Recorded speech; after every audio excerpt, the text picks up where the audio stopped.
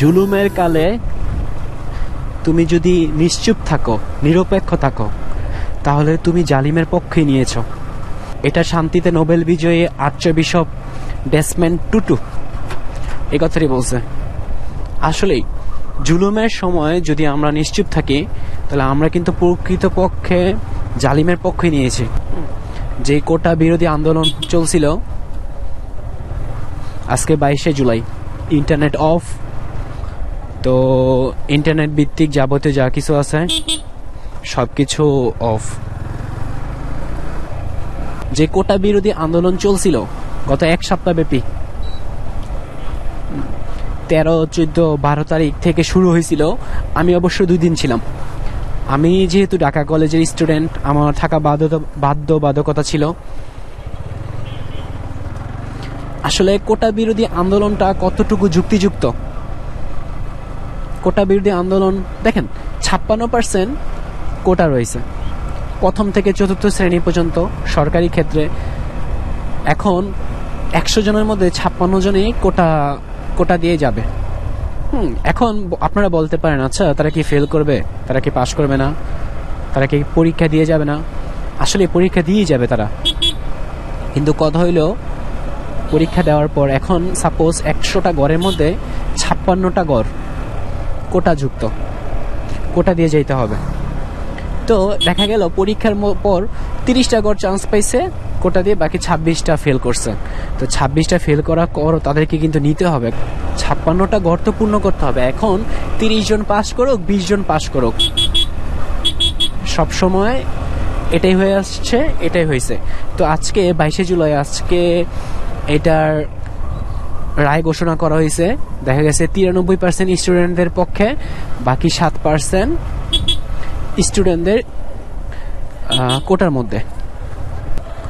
তো টোটাল 93% স্টুডেন্টদের জন্য থাকবে, বাকি 7% কোটা নিয়ে থাকবে। যেমন 5% হলো মুক্তিযোদ্ধা কোটা, 1% হইল প্রতিবন্ধী কোটা, আর 1% হইল ক্ষুদ্র নৃগোষ্ঠী যারা আছে তাদের জন্য কোটা। তো টোটাল 7%। এটা কতটুকু যুক্তিসঙ্গত আপনারা এই বলবেন। আর একটা কথা বলা হয়েছে, পুরা বাংলাদেশ একটা দলের বিরুদ্ধে লড়ছে। তো আমাদের অবশ্যই কোনো না কোনো ভাবে তো তার বিরুদ্ধে লড়তে হবে। তো আমরা কোনোভাবেই জালিমের পক্ষে থাকতে পারবো না। তো এই জন্য সারা দেশব্যাপী জালিমের বিরুদ্ধে ছিল, আর এটাই ছিল কোটা বিরোধী আন্দোলন। আর এখন যেটা দেখা গেছে, স্টুডেন্টরা সর্বপ্রথম কিন্তু শান্তিপূর্ণভাবেই কোটা বিরোধী আন্দোলন করতেছিল। কি দরকার ছিল ছাত্রলীগের কর্মীদের হঠাৎ করে আক্রমণ করার?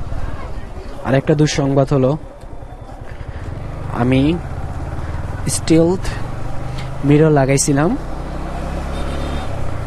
তো এই দেখেন এটা একটু বাঁকা, প্লাস এটার কভার আছে, এটার কভার নাই। তো চোরে এটা চুরি করতে নিছিল, এই কভারটা প্লাস এই মিররটাও, দুইটাই। মানে আমি বাইকটা যে রাইখা কোথাও যাব, মানে এটাই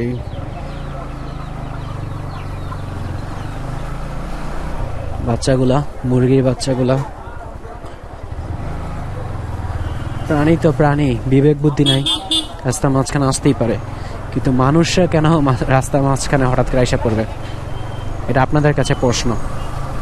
আর চ্যানেলটা একেবারেই নতুন, হয়তো বা 1-2 জন আমার ভিডিও দেখবেন। এই 1-2 জনের জন্যই বানানো ভিডিওগুলা, যেন পরবর্তীতে একসময় আমি হয়তো বা যখন অনেক বয়স্ক হয়ে যাব, বাইকও চালাইতে হয়তো বা পারবো না, হয়তো বা ইউটিউব থেকে যাবে, তখন আমি আমার ভিডিওগুলো দেখব। আমি একসময় বাইক চালাইতাম, এই জন্যই ব্লগিংটা শুরু করা। মানে আমি যে অনলাইন থেকে টাকা কামাবো এর কোনো ইচ্ছা নাই। আর যেটা বলতে নিছিলাম, আজকে 22শে জুলাই, কোটা বিরোধী আন্দোলনের আজকে অলমোস্ট 7 থেকে 8 দিন হয়ে গেছে। কারফিউ জারি করা হয়েছিল, আজকে কারফিউ জারি করার 2 দিন, দ্বিতীয়তম দিন। মানে যারা আর বিরোধিতা করবে এই কোটার, কারণ রায় ঘোষণা করে দিয়ে দিছে 93% 7%, কোটা থাকবে 7%, আর স্টুডেন্টদের জন্য থাকবে 93%। আবার তারা এই শর্ত দিয়ে দিছে যদি দরকার হয় 3 মাসে তারা চেঞ্জ করার অধিকার রাখে। আগের অবস্থাও নিয়ে নিতে পারে 56%, বা অন্য কোনো ভাবেও নিয়ে নিতে পারে।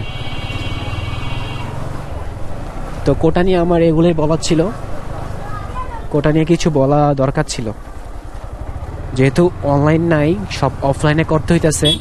যেহেতু অনলাইন হইলে আমি এই ভিডিওটা আপলোড করব। আর যেহেতু নতুন চ্যানেল, আমার অনেক মানুষ দেখবে এমন না, আমি এটা আশাও করি না। 2 থেকে 3 জন মানুষ দেখবে। বের হয়েছি, ইন্টারনেট নাই, এলাকার মধ্যে চক্কর দিতেছি। আমার ইচ্ছা ছিল হাইওয়েতে গিয়ে ব্লক করার, কিন্তু আর কিছু করার নাই, কারফিউ জারি করা হয়েছে।